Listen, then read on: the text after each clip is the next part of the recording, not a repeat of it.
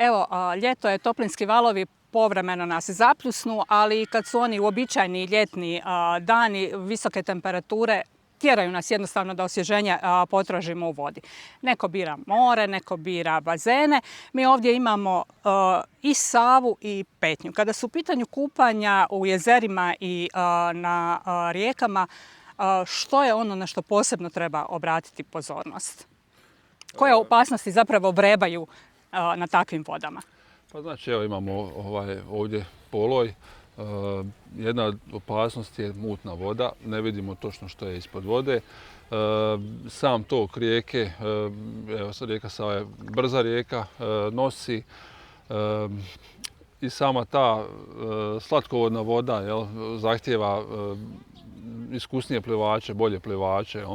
Prema nekim podacima 2023. imali smo 66 osoba koje su se utopile i ti podaci govore o tome da je broj onih koji su se utopili u dobi od 40 do 65, odnosno preko 66 godina. Rekli bismo ljudi sa iskustvom koji bi trebali znati svoje mogućnosti, granice. Što je to? Jer se precijene, jesu li presigurni u sebi? Što je to što ih zapravo prevari, da tako kažemo?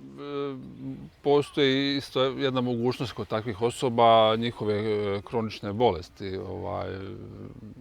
Imaju problema sa srcem, dijabetičari, epilepsija.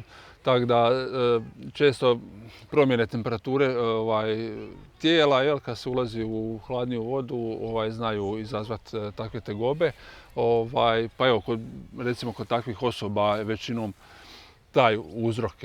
Na primjer, dok je kod mlađih osoba nekakvo, recimo to tako, dokazivanje prema prijateljima, prema kolegama, naglo ulaženje u vodu i jedan od problema, znači kod ovih mutnih voda skakanje u vodu je veliki problem jer se, ne zna se točno kolika je dubina, zna biti jako plitko, a ljudi, odnosno većinom to dečki budu skaču na glavu pa zna biti kobno.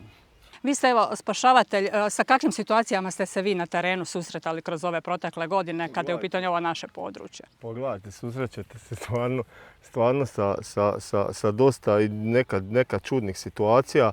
Ja bi se nadovezao samo na Karla tu. Često puta i alkohol presudan, pogotovo kod te starije populacije, alkohol je presudan također u tim nekakvim incidentima.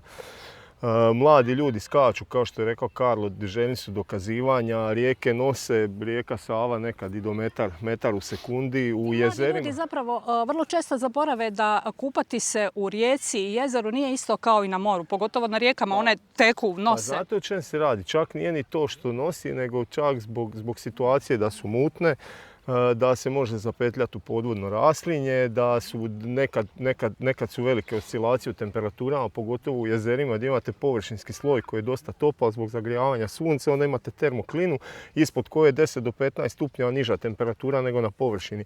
Uslijed nekih viših skokova propadne se dolje, stisne se krvne žile i tako dođe do incidenta. Tako da, gledajte, priroda je opasna i treba kontinuirano upoznavati i djecu i odrasle s tim opasnostima koje u stvari nudi neka to osvježenje u vodi. Znači ono naše starije što se mi obično pokvasimo prije ulaska, trebali bi i mlađi primjenjivati? Trebali bi iz razloga, eto kao rekao sam Karlo, zbog tih srčanih problema, krvne žile se stisnu, to je šok za organizam, pogotovo nekad je velika razlika u temperaturi, Sava bude 25, što bi rekli kao da je dosta visoka temperatura, međutim bude 40, 41 bude, pa je to opet dosta velika razlika, 16-17 stupnjeva, tako da ljudi koji su podložni možda nekakvim problemima, za njih to bude šok.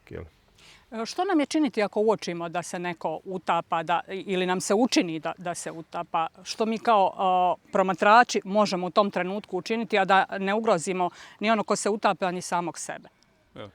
Pa gledajte, možemo učiniti. Prvo bih htio naglasiti samo da u spašavanju osobe, ako uočimo nešto, da bi trebali biti barem minimalno obučeni i barem bi minimalno trebali znati kako se ponaša osoba koja je u opasnosti. Znači, najblaže rečeno, vi ako se približite toj osobi bez iskustva, ona će vas jednostavno iskoristiti kao bovu ili kao neki dok na koji će se nausloniti. Pitali ste za čudne slučajeve. Imali smo jedne godine situaciju gdje se dijete utapljalo. Otac je došao do djeteta, pokušao ga je spasiti, na kraju smo imali 2 utopljenika, spasili smo i djece i oca srećom, međutim imali ste potencijalnu situaciju gdje dolazi strah, gdje dolazi borba za preživljavanje, jedne strane snaga prirode i to kad se poveže s neiskustvom uglavnom bude fatalan ishod. Tako da bi naglasio da stvarno treba dosta biti pažljiv i po mogućnosti educiran da bi se krenulo uopće u spašavanje. Možda ako se već upustimo u nekakvo spašavanje, a nismo toliko iskusni, možda uzeti nekakav komad opreme koji pluta i to pružiti osobi, preko toga ga pokušati izvući. Nikako ne dolazi do osobe koja je u panici ako nismo dovoljno vješti i dovoljno obučeni da bi mogli spasiti i nju i posredno sebe. Naravno, prije toga nekog od okolnih kupača zamoliti da pozovu hitne službe. 112 se obavezno odmah zove, jel? Tako da hitna dođe u tom kraćem roku. Jel?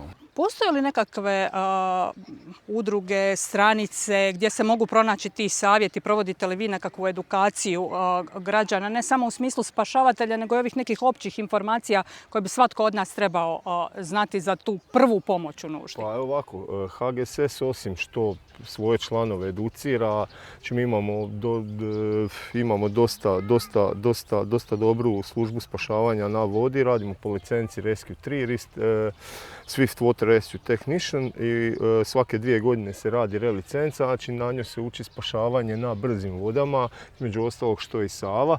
Radi se dosta treninga, dosta edukacija, rade se relicence svake 2 godine. Na ono što je zanimljivo, počeli smo raditi edukaciju djece osnovnih i srednjih škola, pa je mislim trenutno ili idući mjesec u Dubravi kraj Varaždina naša komisija za vode i za spašavanje sa voda i poplava radi edukaciju djece, znači 8-godišnje i srednjoškolske dobi, baš o tim opasnostima na vodi, kako pristupiti, kako pomoći kolegi, kako u situaciji koja bi trebala biti stresna da ju najbolje odrade do kraja. Danas u Hrvatskoj čak u postocima od 40 do 70% djece ne zna plivati. Koliko zapravo ta edukacija pomaže da danas sutra ne dođemo u situaciju da imamo tragične posljedice plivanja? Znate o čem se radi? Sad HGSS je počeo provoditi svijest, edukaciju djece, sve, međutim to nije dovoljno. Vi ste isto u Brodu od Slavonskom Brodu, od kako je grad dobio bazene, dosta se digao se nivo plivača i dosta se digao nivo djece koji znaju plivati. Sad mislim da je tu i koliko na roditeljima, toliko na lokalnoj zajednici također da potakne neke programe kako bismo djecu što više naučili i opasnostima i kako se naći u situacijama koje od njih zahtijeva nekad stresni i tako dalje. Bilo bi možda zgodno da uđe u školske kurikulume sat plivanja. Pa to ne bi bilo loše. To ne bi bilo loše i to je bilo dobro. Da. Čak negdje sam pročitao podatak da znači, ako se djecu uči plivati od malena, da smanjuje za 88% mogućnost utapljanja. Tako da, evo, to je velik postotak, tako da bi trebalo poticati djecu na plivanje, odnosno roditelje da nauče djecu plivati. Osim toga, evo, ovdje smo na Poloju, uvijek su tu roditelji s malom djecom. Što im savjetovati kako da se ponašaju prema djeci, osim onoga držati ih 24 sata na oku kad su blizu vode? Pa to, držati ih 24 sata na oku dok su blizu vode i pokušati, ako su roditelji plivači, pa imate razne tutoriale sad na YouTube-u, na raznim mrežama kako naučiti djecu plivati, te prve korake. Mislim, grad to jako dobro radi na bazenima, imaju male škole plivanja ljeto u Brodu gdje se čak uče djecu i roniti, osim plivati. I savjet zapravo svima kako da nam ljeto ostane u lijepom sjećanju bez tragedija i kupačima i vama u žurnim službama. Pa znači, preporuka je svakako da se kupaju na uređenim plažama, da kada idu na plivanje, na kupanje, da uvijek budu u grupi, da među njima uvijek bude neko koji je dobar plivač. Ako idu negdje na petnju i to, da se obavezno jave roditeljima, prijateljima, nekom ko ostaje kući, tako u nekom vremenu doglednom, planiranom, kad bi se trebali vratiti, ako se ne pojave, tako da bi nas mogli da bi nas mogli alarmirati u stvari ti ljudi koji bi trebali znati kad oni trebaju biti kući. Jel? Hvala vam lijepa. Hvala vama.